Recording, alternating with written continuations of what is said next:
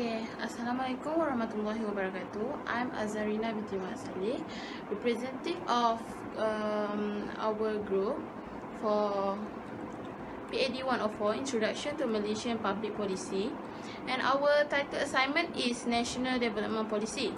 So before that, I would like to introduce our group mate is Muhammad Iman Bisarin, Nur Aina Fatim binti Rosli, Nur Hanisa Amira binti Abdul Hamid, Nur Nadia Natasha binti Fairuz Noh. Let me to begin. The National Development Policy was a Malaysian economic policy that introduced by Mahathir Mohamad, which is the Prime Minister of Malaysia on that time. The goal of the National Development Policy, or it's called NDP, is for achieving economic development while ensuring that the benefits earned reach all part of society. For everybody knowledge, before the National Development Policy was established, there was an NEP known as New Economic Policy in 1990. Actually, in 1970, Malaysia's New Economic Policy, or NEP, was announced as part of the package of steps adopted following the May 1969. It sought to eradicate poverty and restructure society to remove race economy, role distinction in order to establish the condition for national. Now we move to the next point, which is policy problem. To achieve vision of 2020, there are many problems or challenges that needed to be faced. One of the policy problems that can be discussed is establishing a united Malaysian nation. For example, this is because each races should be living in harmony and made up of Bangsa Malaysia. Unfortunately, as we can see, there is a lot of issue regarding to races. As an example, fight for authority between each other races. Race and religion remain the most divisive issues as they were under the previous 6 decade long administration, but with the comparatively fear median today, they are being stopped to incite animosity and even flagrant threats of violence. So the next problem is that we have been facing is creating a psychological liberated Malaysian society with confidence in itself to face all manner of diversity.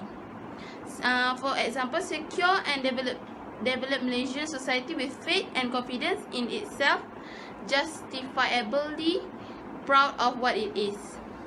Next is other policy problem that we get is fostering a mature democratic society, practicing a form of consensual, community-oriented Malaysian democracy that can be a model for many developing countries. Besides, it is related to another policy problem, which is establishing a matured, liberal and tolerant society in which Malaysians of all different races or colour and creeds are free to practice and profess their customs. Next, we move on to another policy problem, which develop a fully society and a caring culture. A social system in which society will come before self.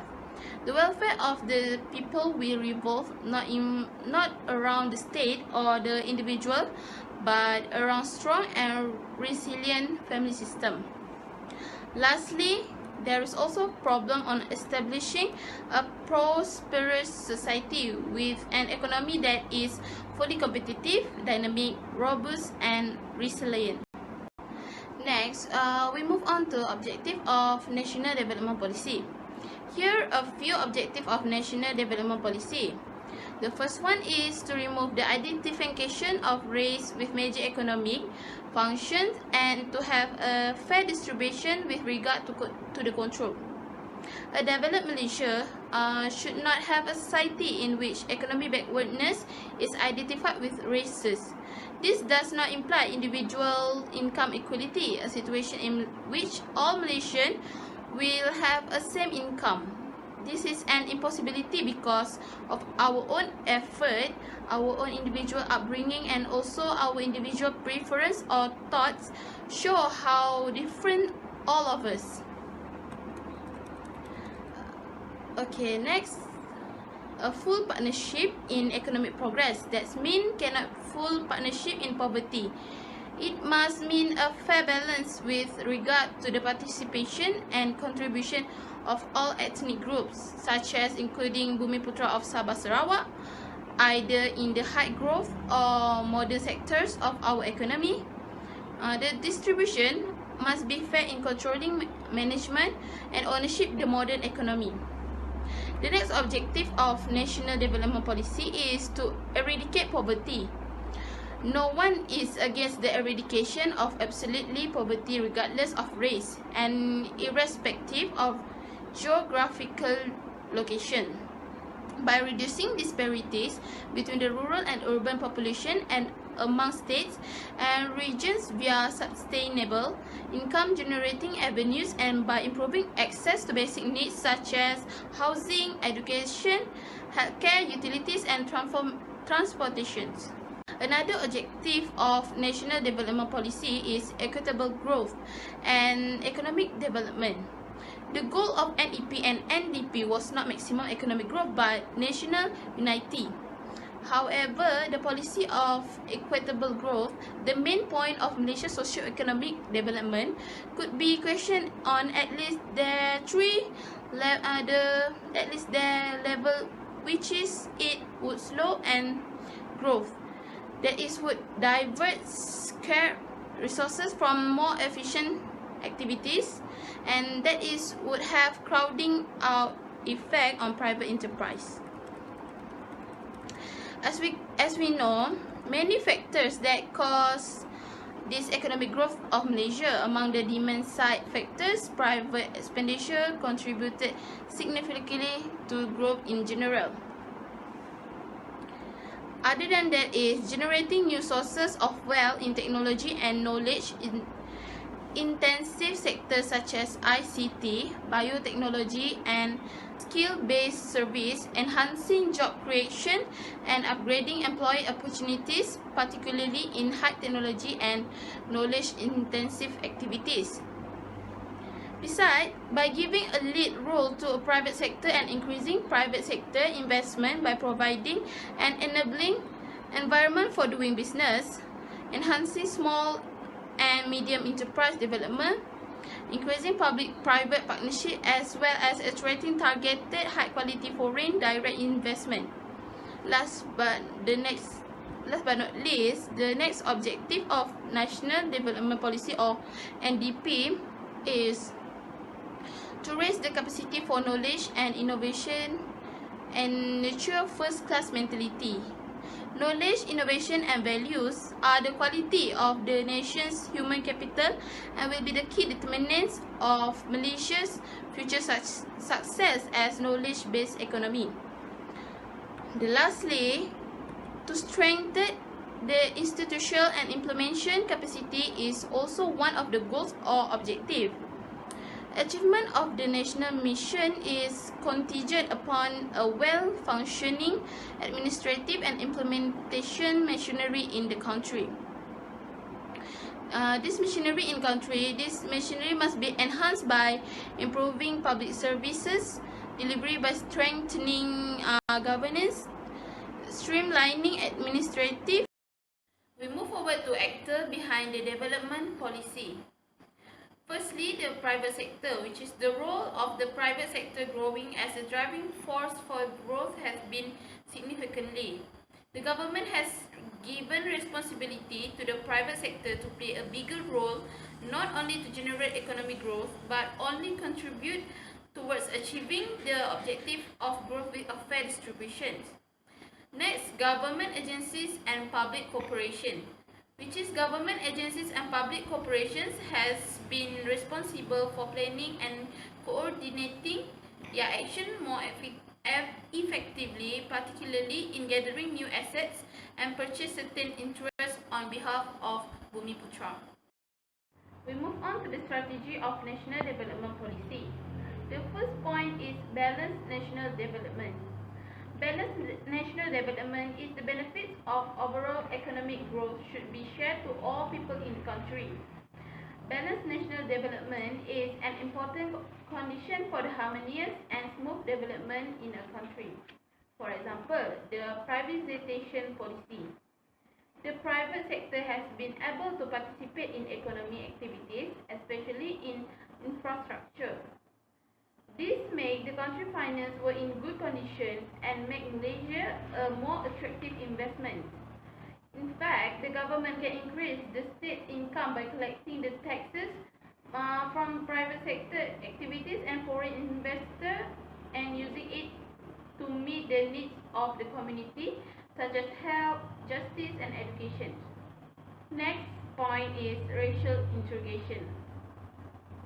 Racial integration is the process of ending the separation of two or more groups, usually referring to races like example Malay, India and Chinese. The government implemented the National Sport Policy implemented in 1989 to promote a healthy lifestyle, strengthen bonds and goodwill among Malaysians as part of.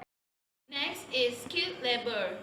Skilled labor refers to labor that require workers who have specialized training or a learned skill set to perform the work. In 1992, through the establishment of public sector training institutions, Tabung Pembangunan Sumber Manusia was established to encourage private sector involvement to provide training and retraining. More intensive skills training and improvement in higher education is very important in meeting the demands of professional and skilled workers in the future. We move to the next point, which is science and technology education. Malaysia has focused on technology development and information technology. Through the technology development, the education system, especially higher education, will be restructured and student engagement in the field engineering and science need to be duplicated to increase graduation in the field. Through the information technology, emphasis will be given to promoting the use of IT in specialized fields. Next is effectiveness of NDP. The poverty reduction program has been increased productivity of the poor such as raise their income to push a large number of them out of the poverty and help them to improve their quality of life. The Malaysian economy also grew at an average rate 9.2% per annum during 1991 until 2005. In colonial period, everybody know that Malaya at that time was involved in production and processing of rubber and tin for export of essential foods and manufactured goods. Malaysia is known as the country that involved in processes and production that things, so it's easier to make our economy grow. The strong rate of growth is also achieved. The growth was achieved in. Next, we move on to the strengths and weaknesses of new development policy. Each country will have to formulate its own core development ideology, policies and strategies because no two countries are really in the same in all respects. There is a strong need for peaceful coexistence between racial or other groups and close cooperation between ethnic political parties in multiracial or non-homogeneous unhindered by tension between them. To be understood is that if a country wants to achieve sustainable and rapid economic growth, the government has or will have to intervene the economy and sustain affirmative action policies to ensure a fairer distribution of resources and income among all ethnic and social classes. Now, the strength is owing to the rapid growth of the economy by created job opportunities, launched for hardcore poor household, and introduced the Bumiputra Unit Trust Scheme. Next, we move on to the recommendations. That means new strategy relating to the economy. So basically, we will look back at Malaysia's old policy that we had many of them, such as new that focusing on cohesion through poverty eradication, reforming Malaysia's involvement in company or equity ownership sector. NDP. Next is to achieve the 2020 vision that a new NDP to create the united, democratic and stable Bangsa Malaysia. After that, NEM, which is New Economy Malaysia, that focuses on the three pillars such as high income, inclusive and sustainable development. We move forward to the new innovative and approach, which is to replace the old way of thinking with the new one, mean that it is better the face of the current global issues. Next is new progressive policy, which is can fill the void in the proceeding policy by putting Islamic principles entirely in government instructions, policies and work.